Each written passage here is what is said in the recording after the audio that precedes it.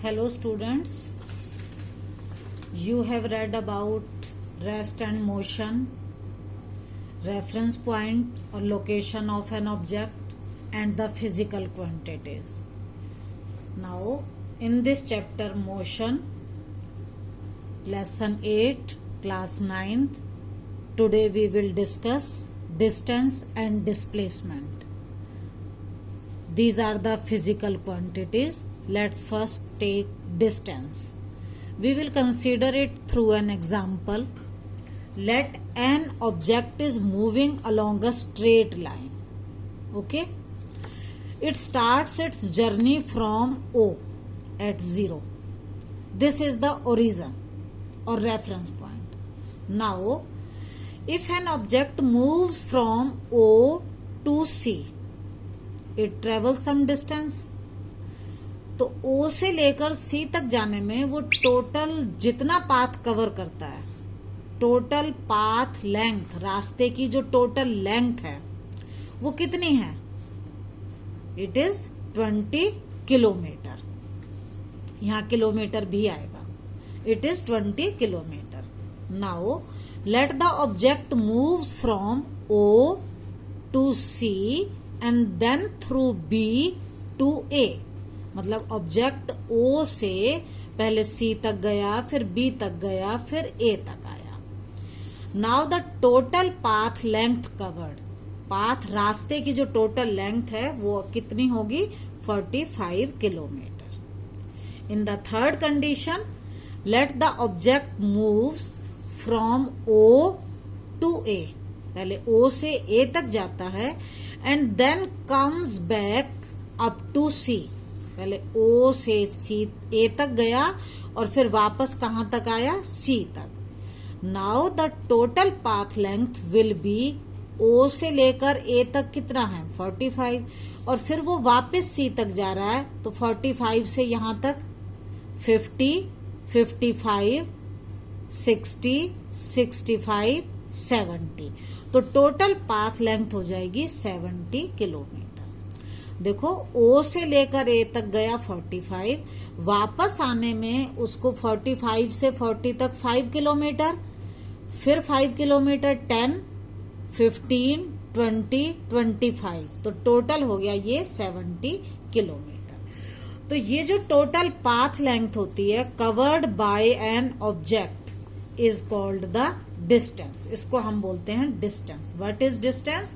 The total path length covered by an object is called the distance. Now distance is a scalar quantity.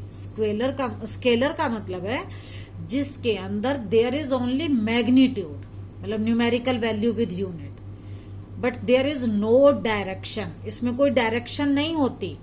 आप चलते जा रहे हो, जितना मर्जी रास्ता आप कवर कर लो, किसी भी डायरेक्शन में वो आपका काउंट होगा.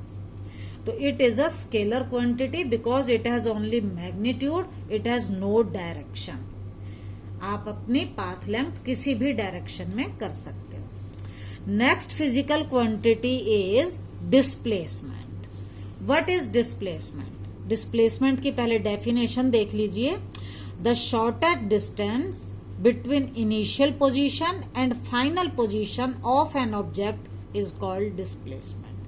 देखो मान लो यहां पर ये O से कोई चीज स्टार्ट करती है, A तक जाती है, तो इसकी इनिशियल मतलब जहां से इसने स्टार्ट किया वो A, और फाइनल जहां पर वो लास्ट में रुक गया वो होगी final position.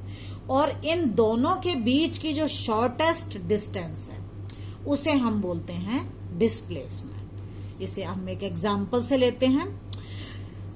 Late an object moves along a straight path and start its journey from O. तो O हो गया इसका ओरिजिन और we may call it reference point. Now if the object moves from O to C, O से C तक जा रहा है, तो इसका जो डिस्प्लेसमेंट है वो क्या होगा? देखो इनिशियल पोजीशन है O जो 0 किलोमीटर पर है, C तक गया है तो फाइनल पोजीशन हो गई C पर, और कितना है ये? 20 किलोमीटर. तो डिस्प्लेसमेंट होगा final position minus initial position, final 20 minus initial 0, तो ये आ जाएगा 20 किलोमीटर.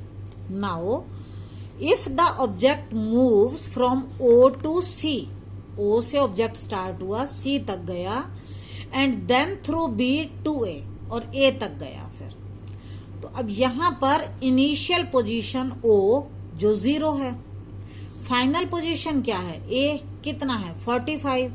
तो डिस्प्लेसमेंट क्या होगा, फाइनल पोजीशन में से इनिशियल पोजीशन को माइनस करेंगे तो ये आ जाएगी 45. ये हो गया displacement.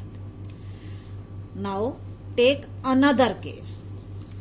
If the object moves from O to A, clear, and then comes back to C. पहले O से A तक गया और फिर वापस C पर आया. In this case, situation will be different because initial point is O, which is 0, और final point वो कम बैक कहां तक